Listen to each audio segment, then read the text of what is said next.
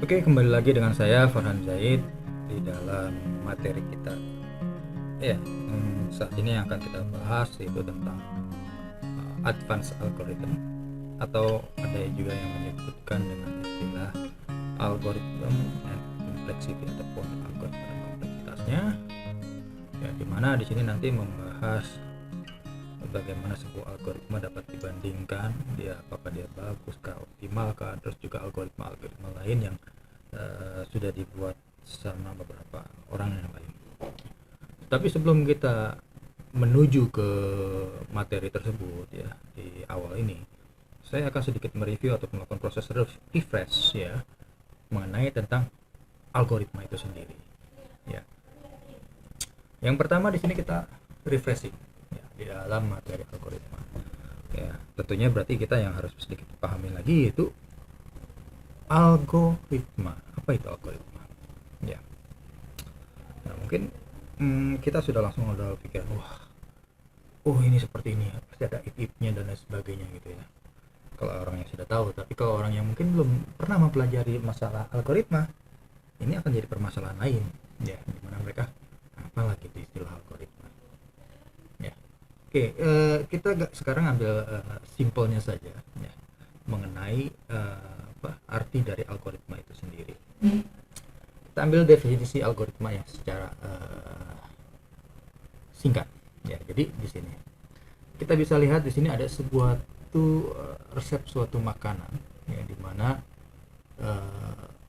untuk mendapatkan sebuah makanan mie instan ya dibutuhkan sebuah apa namanya ingredients ya ataupun atau apa namanya bahan baku ya, dimana algoritma itu bisa dikatakan resepnya dan cara menyajikannya agar dia bisa menjadi sesuatu yang diharapkan ya. Jadi dimana di sini yang pertama, algoritmanya kalau kita pengen mendapatkan mie rebus dengan telur dan udang gitu, maka kita butuhkan ingredients adalah mie gorengnya, telurnya, juga ada udangnya.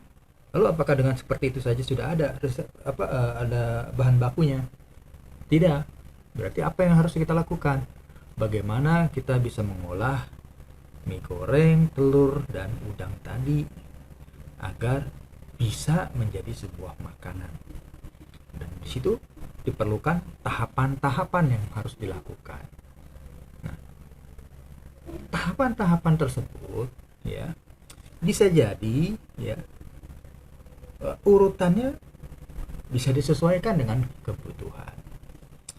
Sebagai contoh di sini, pada saat kita ingin memasak mie goreng dengan hasil output yang seperti kita lihat di dalam gambar, ya, apa yang harus kita lakukan? Apakah kita masak mie-nya dulu atau kita masak telurnya dulu? Nah, boleh nggak kita masak mie-nya dulu, baru kita masak telurnya? Nah, kalau kita lihat kondisi dari bentuk tampilan yang diinginkan, di sini adalah tampilannya telur yang dikatakan di sini digoreng ataupun direbus. Ya, sebenarnya kalau ingin bikin telur mata sapi seperti ini harusnya dengan cara direbus ya, jadi dia akan lebih bagus matangnya. Tapi ini kita asumsikan saja dia pakai digoreng. Nah, berarti dengan kata lain, proses memasaknya apabila kita ingin mendapatkan telur dalam bentuk seperti ini harus dipisah pada saat kita memasak mie tersebut. Berbeda dengan udang. Udang di sini ya mungkin ya bisa saja dia dimasak bersamaan dengan mie goreng tersebut. Ya, pertanyaannya mungkin nanti ke depannya mau udang dulu atau mie goreng dulu yang masuk ke dalam air. Nah, itu kan dilihat lagi dengan apa? Dengan mana yang sebenarnya lebih cepat matang. Ya. Nah, itu adalah hal-hal yang mungkin perlu kita urutkan agar mie tersebut jadi. Hanya saja untuk telur mungkin tadi saya katakan bisa di awal sebelum mie itu kita masak atau bisa juga di akhir setelah mie itu dimasak. Kalau kita mengacu pada proses penyajian ya, yang ditampilkan di dalam gambar, bisa jadi prosesnya adalah dimasak mie-nya terlebih dahulu. Begitu selesai masak mie-nya, baru sebelum masuk telur, sehingga telurnya nanti akan muncul di atas. Lalu bisa nggak kalau telurnya dulu? Bisa, dengan syarat kita ada wadah untuk menyimpan di tempat lain, sehingga pada saat nanti minyak matang, mie masuk, telurnya bisa kita pindahkan ke atasnya. Coba kalau tidak ada, akan sedikit merepotkan. Kenapa? Karena nanti telurnya adanya di bawah, bukan di atas. Oke, itu salah satu gambarannya. Jadi sebuah algoritma itu ya seperti itu. Jadi dimana kita menentukan untuk mencapai sesuatu, ya, urutan-urutannya. Oke, sampai di situ kira-kira paham ya.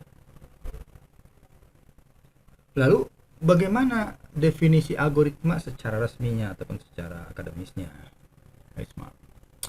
Jadi algoritma ini dapat kita sebutkan yaitu sebagai urutan logis ya, atau langkah-langkah di sini ya untuk menyelesaikan sebuah permasalahan. Dan juga dapat dikatakan algoritma ini merupakan metode efektif berupa list instruksi yang telah didefinisikan dengan baik untuk perhitungan sebuah fungsi. Nah, algoritma tersebut memiliki karakteristiknya. Yang pertama, langkah-langkah perhitungan dalamnya tidak ambigu, jadi jelas urutannya harus seperti apa. Kedua, terdapat transformasi proses dari input yang nantinya akan menjadi sebuah output. Ketiga, dapat digunakan untuk menyelesaikan suatu masalah-masalah dalam bentuk perhitungan. Selanjutnya, ada notasi dapat ditulis dalam pseudocode.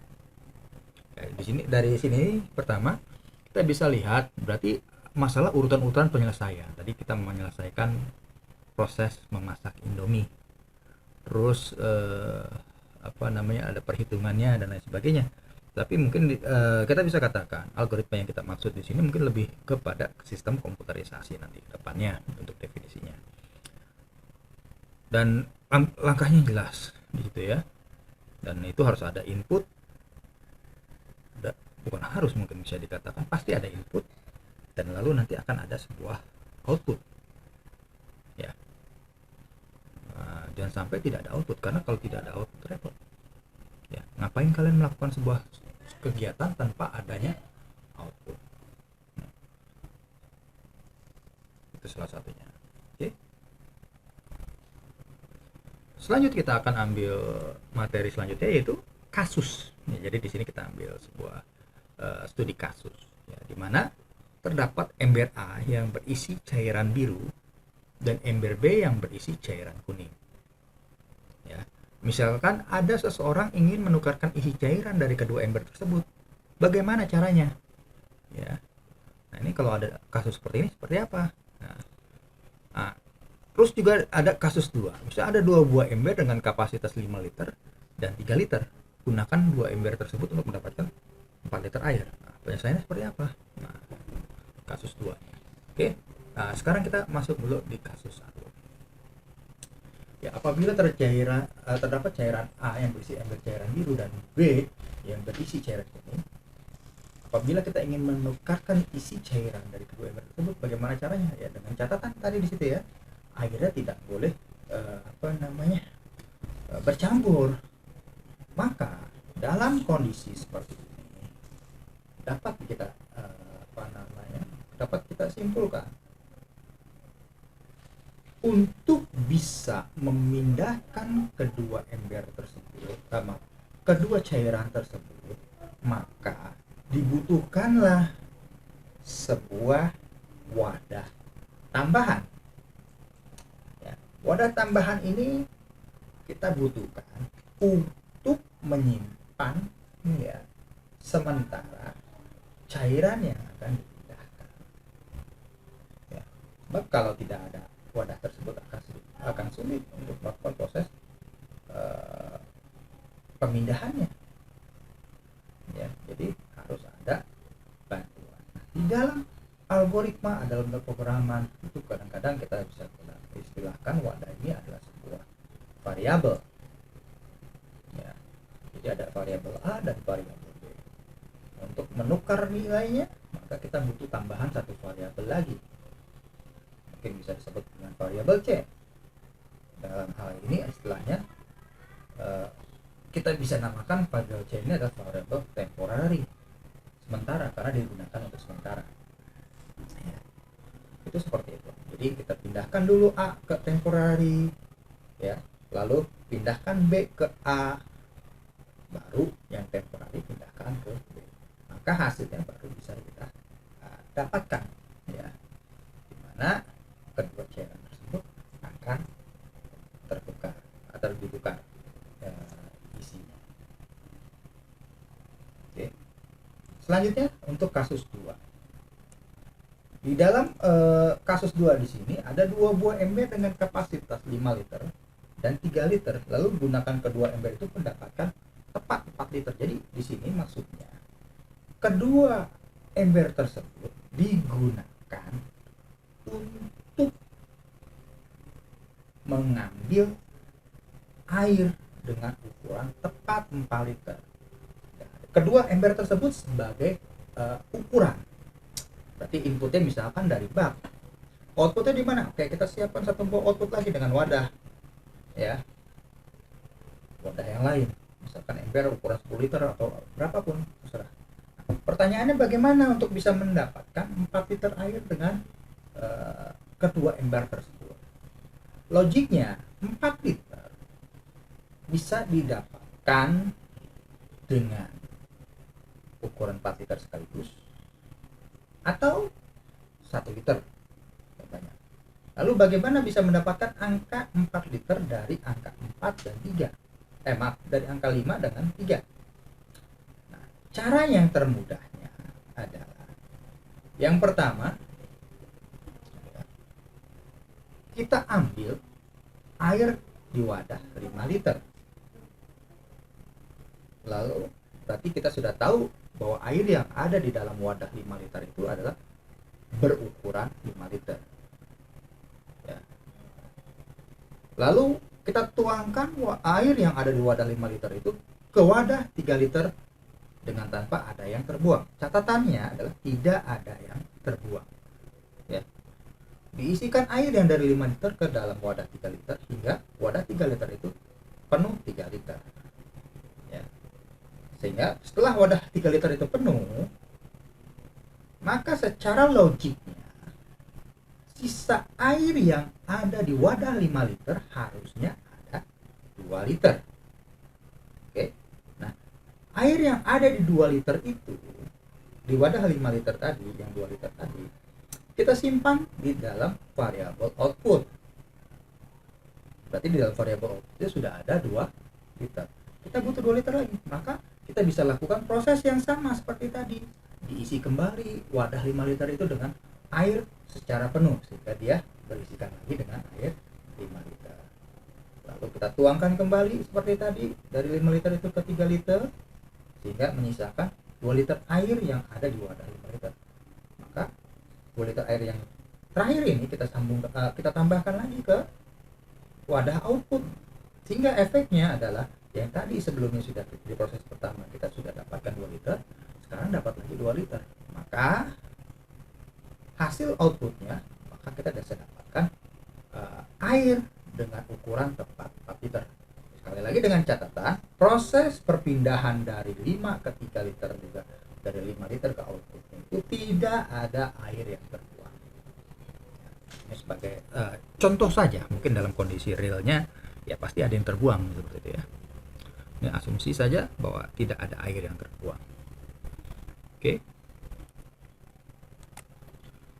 Selanjutnya di dalam algoritma nanti kita akan berhubungan juga dengan namanya simbol-simbol dari flowchart. Nah, ini simbol flowchart ini banyak ya, tapi kemungkinan yang akan sering kita digunakan yaitu adanya terminator, flow, ada preparation, proses. Di situ ada input ataupun output. Terus untuk subprogram mungkin terkadang jarang digunakan untuk yang sederhana. Mungkin biasanya kalau kita sudah lebih kompleks mungkin akan ada itu. Ya. Lalu ada decision, itu salah satu yang mungkin sering digunakan. Terus ada on page connector sama off page connector, itu sering kita gunakan karena apabila kita menggunakan sebuah kertas kadang-kadang, bukan kadang-kadang, sering kali gitu ya, kertas itu tidak cukup untuk menampung algoritma yang kita buat. Nah, ini selanjutnya ada yang namanya komen. Ini adalah simbol-simbol flowchart sederhana. Walaupun sebenarnya masih banyak lagi simbol-simbol flowchart tersebut ya, tapi biasanya kita cukup pakai seperti ini saja ya, untuk membuat sebuah flowchart. Oke. Nah, di sini di dalam simbol flowchart sini ada bloknya, ada sequential, ada branch, ada loops. Jadi mana dalam sequential ini dia fungsinya di sini untuk unconditional transfer, juga ada untuk input ataupun output, juga untuk processing. Jadi kalau kita perhatikan proses yang dimaksud dengan sequential execution, dia dijalankan secara berurut ya, dari ada urutan pengerjaannya. Sedangkan branching berarti di sini percabangan. Jadi sebuah kegiatan yang menjadi opsional, apakah dia akan dilakukan atau tidak, atau dia akan lakukan yang ini atau lakukan yang lain. Lalu ada proses yang namanya dikenal dengan istilah loop. Di sini adalah ada dua istilah, conditional loop sama counted loop. Ya, jadi kalau conditional loop itu dia akan melakukan proses pengulangan selagi kondisinya terpenuhi ataupun selagi kondisinya tidak terpenuhi. Sedangkan kalau counted loop adalah proses pengulangan yang dilakukan dengan cara menghitung banyaknya loop. Jadi bisa dikatakan pasti, walaupun sebenarnya di dalam counted loop sendiri ada namanya conditional loop. Ya, kenapa dikatakan seperti itu? Ya, karena dia untuk bisa melakukan pengulangan ya berarti dia harus ada, untuk menghitung berarti kan harus ada kondisinya. Bahwa kalau kondisinya sudah terpenuhi ya berarti dia akan selesai. Cuma di sini bahasanya kalau counted loop itu pengulangan yang sudah dipastikan jumlah pengulangannya. Sedangkan conditional loop belum. Ya. Bahkan mungkin bisa tidak diketahui sama kita. Oke. Itu bisa kita lihat di dalam contoh ya. Di sini saya tampilkan dalam bentuk tampilan branch ya, percabangan. Jadi di dalam proses percabangan di sini ada two-way branch ya, seperti yang secara umum yang sering kita gunakan. Nanti ada three-way branch ya. Terus juga nanti ada multi-way branch. Nah, di dalam penerapannya di sini ya, proses pemeriksaan menggunakan two-way branch ini biasanya menyimbolkan ataupun menggambarkan penggunaan if. Secara simpelnya compare ya sama, bisa pakai if, bisa ditambahkan dengan adanya else, ataupun bisa juga di sini if yang banyak. Juga multi-way pun sama, if yang banyak. Nanti ada perkembangannya dari algoritma, kenapa bisa dari if bisa menjadi case gitu ya. Oke, kita lanjut.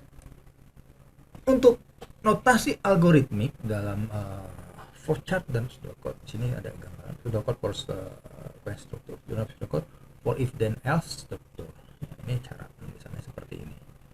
Ya, ada flowchartnya, ada pseudocode-nya. Ini jadi urutannya seperti itu. Sedangkan untuk flowchart gambarannya seperti ini. Ya, jadi bisa dikatakan pseudocode ini gambaran dari source code pemrograman ya, pseudocode. Ya. Cuma dia lebih berbahasa yang mudah dimengerti sama kita. Oke. Selanjut, di dalam notasi algoritmik juga di sini nanti ada yang namanya ya if then else selection struktur. Nah, jadi kalau kita bisa lihat di sini kan selection struktur juga sama sequence struktur, itu perbandingannya. Sedangkan kalau kita bahas langsung di if then selection struktur sama dual struktur, di sini kita bisa lihat ya proses if then seperti ini bentukannya di dalam flowchartnya. Ya, jadi dia misalkan di sini kebetulan if, jika kondisinya terpenuhi dia akan lakukan apa, jika tidak dia akan melakukan apa atau tidak perlu melakukan. Nah, dalam kondisi dengan if condition then proses, maka jika tidak maka proses tersebut tidak akan dikerjakan. Ya, tetapi nanti ada kondisi yang lebih jauh lagi ya, if then else dan panjang. Jadi jika dia ya, jika tidak apa. Lalu untuk flowchart sendiri untuk dual struktur di sini salah satu contohnya. Jadi dia akan melakukan sesuatu ya selagi kondisinya terpenuhi. Jadi dia akan melakukan proses looping ini selagi kondisinya terpenuhi. Jika tidak, dia akan selesai dari proses looping tersebut. Ya. Di sini juga ada konsep dari flowchart, ya, yaitu untuk repeat until struktur. Jadi dia proses pengulangan hingga kondisinya ya, terpenuhi, ya, atau bisa juga hingga kondisinya tidak terpenuhi, ya. Nah, jadi urutan pemeriksaannya di sini kalau kita perhatikan berbedanya ada di atas kah atau di bawah kah. Jadi setelah proses pertama dikerjakan atau setelah proses dikerjakan. Jadi bisa jadi nanti ke depannya proses pengulangan itu bisa kita set bahwa dia apa minimal dikerjakan sebanyak 1 kali, maka kita harus gunakan apa.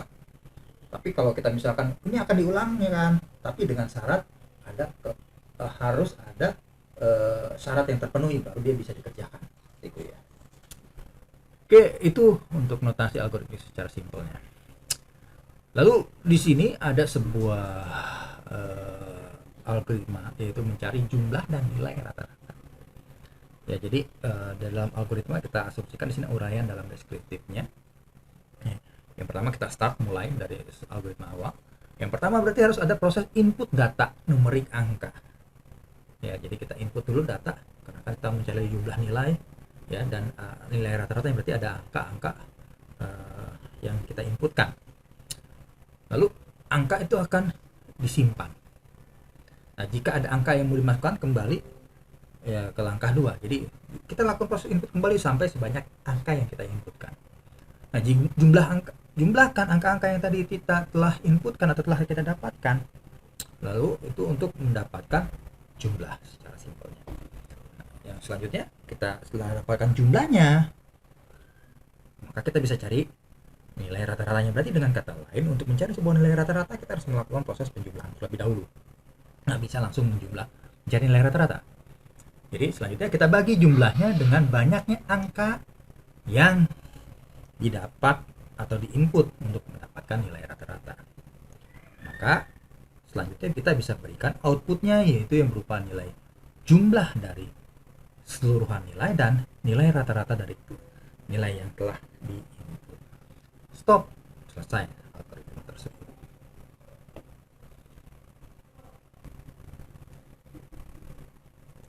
Selanjutnya, apabila algoritma dari uraian dalam deskriptif tadi kita masukkan ke dalam sebuah flowchart, ya, di sini secara simpel, di situ ada proses start, ada proses penginputan angka, ada proses penyimpanan angka, lalu ada proses penanyaan apakah kita mau melakukan proses input lagi atau tidak. Jika ya, dia akan kembali ke proses penginputan angka. Jika tidak, dia akan melakukan proses penjumlahan angka. Setelah dijumlahkan angkanya, lakukan proses perhitungan angka, baru dilakukan output. Nah, ini kurang lebih tampilannya. Dan biasanya flowchart itu dituliskan dari atas ke bawah. Jadi dari deskripsi tersebut dapat kita buatkan flowchartnya seperti ini, ya. Nah, kalau kita tuliskan kembali secara detail flowchart tadi, maka bisa kita buatkan kurang lebih seperti ini. Ya, start, lalu di situ kita setkan i sama dengan 0. Kenapa i sama dengan 0? Nah, di sini untuk men-setkan, kita pengen tahu jumlah data yang telah kita inputkan. Ya, di situ yang pertama kita akan menambahkan dulu i itu dengan 1. Jadi untuk melakukan proses input pertama. Nah, di dalam input i tadi, ya, jika selanjutnya selanjutnya ada input x ke i. Jadi untuk mengambil input nilai tadi dari data ke i. Nah, ini proses yang diulangi secara terus-menerus sehingga nantinya kita bisa dapatkan n. N ini adalah banyaknya data yang telah diinput, ya, dari kita ambil dari nilai i tadi. Ya, bisa nggak kalau i-nya kita pakai tidak pakai n? Ya bisa saja, tapi di sini hanya sekedar proses. Kita asumsikan bahwa i itu kita pakai hanya untuk pengulangan, sehingga untuk proses selanjutnya kita menggunakan variabel yang lain. Di sini saya simpan ke n bahwa dia disimpan. Tapi kalau nanti misalkan kita pengen buang tidak perlu pakai n, kita pakai i saja sampai akhir, itu nggak apa-apa, bisa. Oke, kita langsung lanjutkan. Lalu jumlah di sini saya setkan 0. Jadi kenapa harus ada 0 terlebih dahulu? Yaitu adalah nilai awal. Ya, ini sebagai cadangan karena ada beberapa pemrograman di mana dia membutuhkan sebuah nilai awal agar tidak terjadi permasalahan di dalam pemrogramannya. Oke, kita lanjutkan kembali. Jumlah di situ diberikan nilai 0, terus J juga diberikan nilai 0. Lalu ya, dalam proses penjumlahannya berarti kita harus membaca dulu dong data yang ada di dalam untaian data yang telah diinput. Jadi kan karena kita tidak bisa memberitahu, oh ini ada ini, mana datanya. Nah, kita harus memproses datanya. Ini tempatnya di sini, datanya ambillah, gitu kan. Nah, di sini untuk diproses selanjutnya digunakanlah variabel pembantu lain, yaitu namanya J. J ditambahkan dengan 1, tujuannya untuk mengambil nilai daripada input yang sebelumnya dimasukkan. Jadi di dalam ini diasumsikan kita menggunakan array ya. Jadi diambil nilai ke i yang telah kita inputkan atau ke j yang kita inputkan untuk dijumlahkan.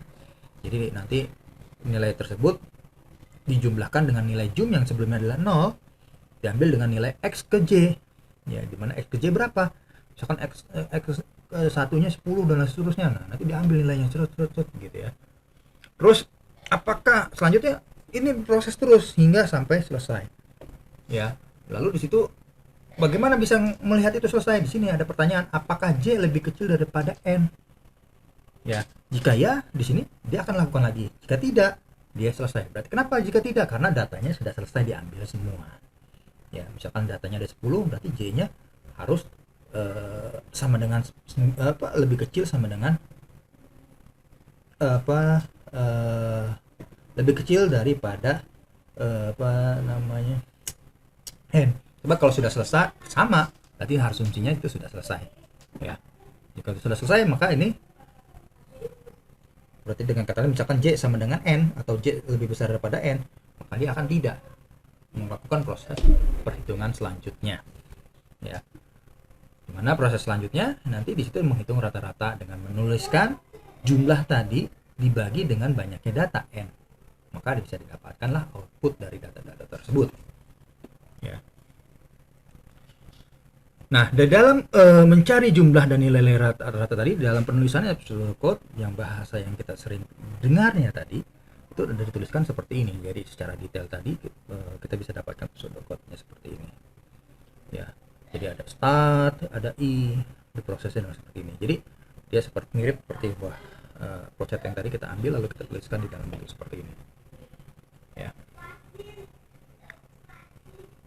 Mana di situ terus ada penulisan baris, karena di sini nanti untuk pengarahan proses mana yang mau diulangi gitu ya.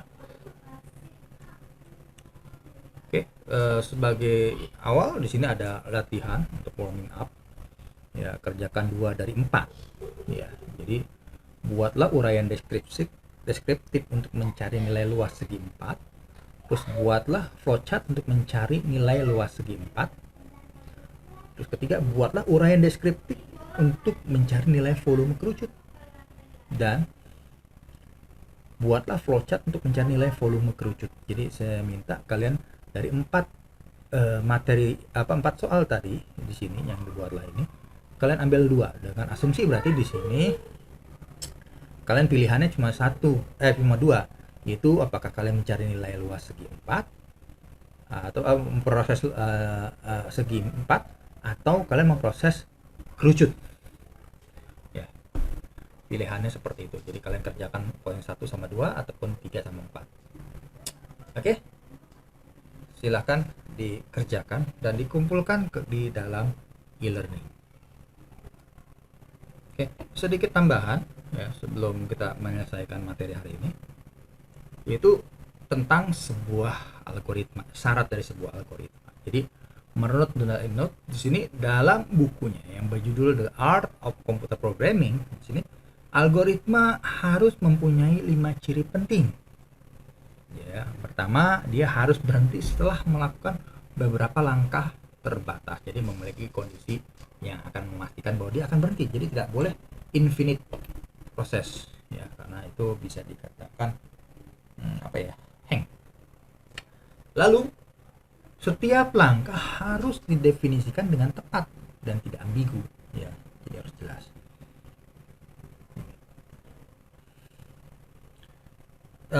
Memiliki 0 atau lebih masukan.